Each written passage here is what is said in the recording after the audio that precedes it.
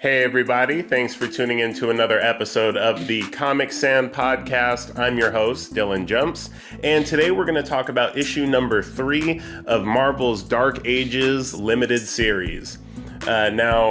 So far, the series has been very interesting and an awesome change of pace from your typical superhero stories. And I think this issue is where the trajectory of the series really starts to take off. So let's go ahead and get into this. Now, if you'll remember in issue number 2, Tony Stark was abducted by Apocalypse's minions. And so this issue begins with Pepper alerting the heroes to the fact that Tony didn't come home after leaving with Captain America. Wolverine and Scout used their heightened sense of smell to deduce that it was Mystique and not Cap. And just a fun note here, Scout mentions that Captain America actually smells like a sturdy oak table and duty. And not that type of duty, get your head out of the gutter. She means like, the duty that a soldier has to their country. They follow Mystique's scent to the spot where Iron Man was ambushed by Apocalypse and Dracula. And then that's when they realize that Tony must have been taken to Europe, which is where Apocalypse and all of his forces live. It's the next scene, and we're now in Black Panther's throne room in Wakanda. Dr. Doom is warning that if they don't rescue Iron Man soon, the enemy could use him to develop weapons that could be used against the heroes. After moments of discussing the best course of action, Black Panther has an idea. They'll send Quicksilver into Apocalypse's lair.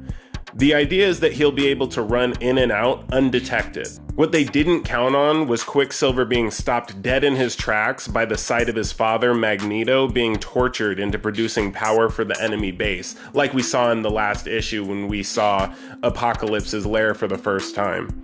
Quicksilver shifts his attention to saving Magneto, but is zapped unconscious by the electromagnetic field surrounding him. Apocalypse then has Kilgrave take over Quicksilver's mind and sends him back to Wakanda. Kilgrave, again, is the purple man from the last issue that can control people's minds, and they used him to get Tony to work for them as well. Or Iron Man, Tony Stark. When Quicksilver gets back, the heroes notice something is off, but it's too late. In a matter of seconds, he snaps Okoye's neck, steals her spear, and stabs the Human Torch with it. Before Quicksilver can kill anyone else, Jean Grey is able to use telepathy to put him to sleep. But the damage is already done. Human Torch begins to lose control of his abilities.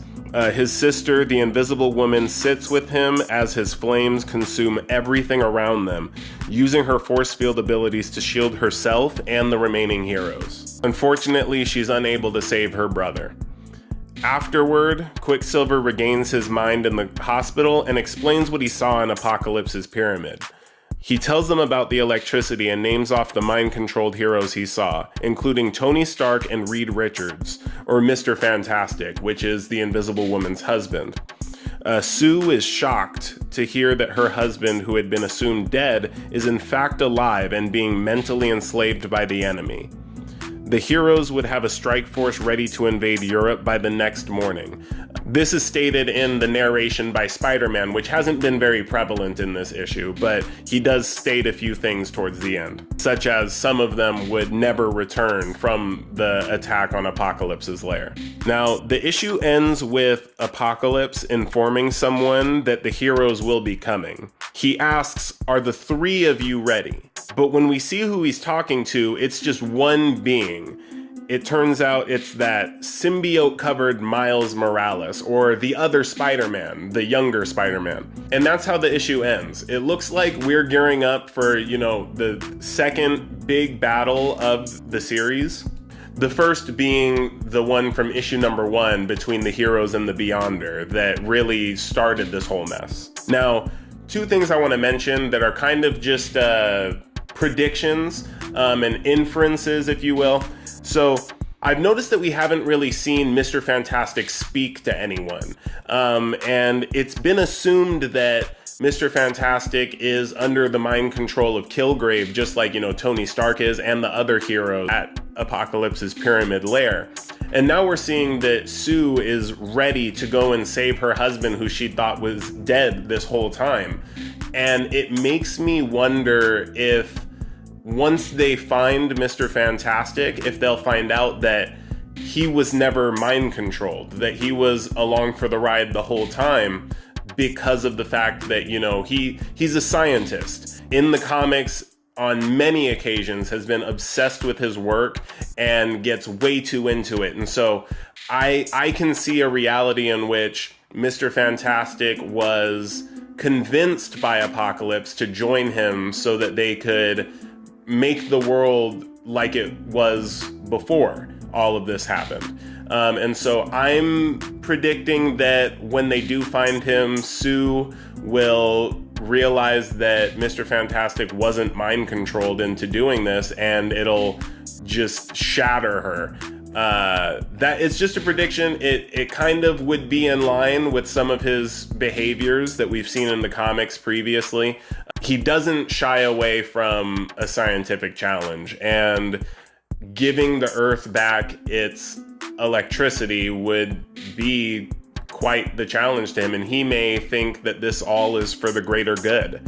The next thing that directly ties into what we saw in the last scene with Miles Morales being covered in a symbiote, I want to point out that Apocalypse asked, "Are the three of you ready?"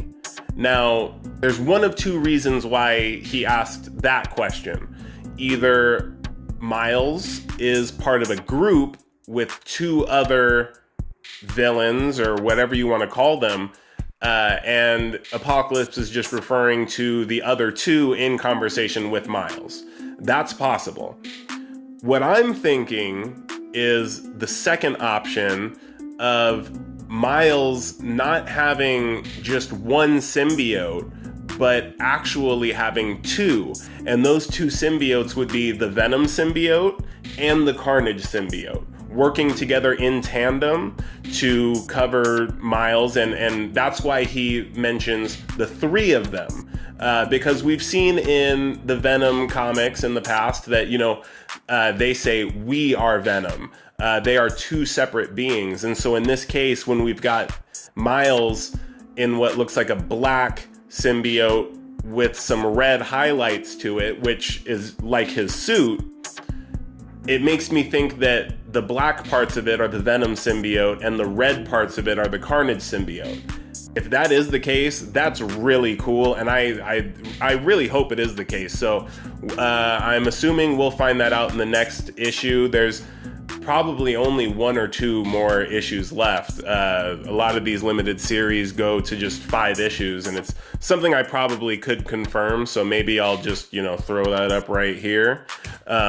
I'm really excited to see where they go next. We'll see if the predictions that I made come true, and that's all I have in regard to the Dark Ages issue number 3. Briefly, I just wanted to bring up the fact that right now on Disney Plus, the Hawkeye series did start with a 2-episode premiere. I think it's really good so far. It's a really great mix of, you know, action, as well as just the lightheartedness that we've come to expect from the Marvel Cinematic Universe. Although I do assume that it'll get, you know, somewhat serious, seeing as how this is going to be a passing of the torch type of story. And I will say that Hailee Steinfeld met my expectations as far as being cast as Kate Bishop. She is great in the role, and I actually heard that she didn't even need to audition, which makes perfect sense to me. The two of them, the Hawkeye and then also Kate Bishop, who will ultimately become Hawkeye, the dynamic between them has just been really great. Kind of, you know, she idolizes him, and he's kind of just like, "Hey, leave me alone" type of thing. So it kind of reminds you of maybe like an older brother with their younger sister, you know, their younger kid sister, which is a lot like how they are in the comics as well when they interact. It does also take place around Christmas time, so it's kind of a, you know, it's a holiday type of story to an extent, kind of like how some people consider Die Hard a Christmas movie. I think you could consider this a Christmas story as well. That's all I'll say on that. First 2 episodes have met and exceeded my expectations, and I think that, you know, we're going to be introduced to some new characters that'll be a permanent fixture in the Marvel Cinematic Universe, and we'll see where it goes from there. In other Marvel Cinematic Universe news, December 17th, Spider-Man No Way Home will be coming out. They did release a second trailer for that, which was very good.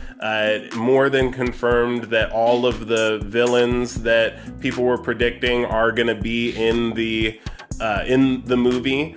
One thing that's it's still rumors, but the trailer kind of, to an extent confirms it. In the trailer at one point, there's a shot of all of the bad guys. So that's Green Goblin, Sandman, Dr. Octopus, Electro, the Lizard. I think I named off all of them. And they're jumping towards Spider-Man, kind of in a climactic battle scene, you can tell. And if you pay really close attention, and honestly, it's really hard to see with the naked eye. I had to look at it, zoomed in and slowed down. But you can see that as they're jumping, the Lizard's head jolts to the side as if he was punched by something. But in the trailer, there's nothing there that could have punched him, leading people to believe that whoever did punch the Lizard was digitally removed from the trailer so that it wouldn't give too much away. Now, the Lizard was from The Amazing Spider-Man, the series of movies that starred Andrew Garfield as Spider-Man, or Peter Parker.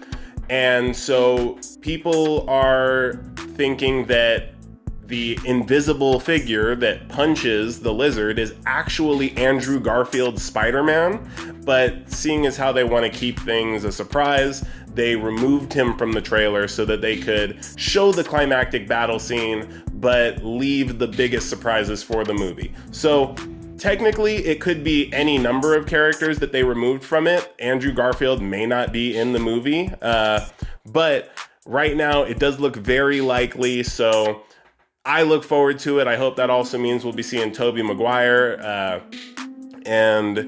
That's all I have for, Marvel Cinematic Universe news. That's it for Dark Ages number 3. And that's a wrap on today's episode. So, thanks for watching and keep on keeping on.